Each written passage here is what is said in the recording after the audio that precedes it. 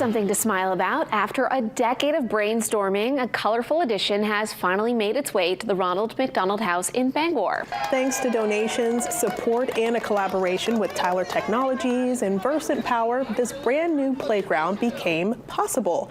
As Ronald McDonald House Charities provides essential services for hundreds of families throughout the year, the CEO says it's important to have a safe, enjoyable spot for every member of the family. When we say we're a home away from home, we truly are, and our goal for families is to make sure that they feel all the comforts of home when they're here, and particularly siblings, because their brother or sister is in the hospital. Having distractions for them that every normal kid wants to do if they were home is super important, and the playground really plays a role in that. The Bangor Ronald McDonald House accommodates up to 14 families every night, providing food and comfort while their child receives medical care at nearby hospitals. To learn more about Ronald McDonald House or to donate, you can follow the link on our website.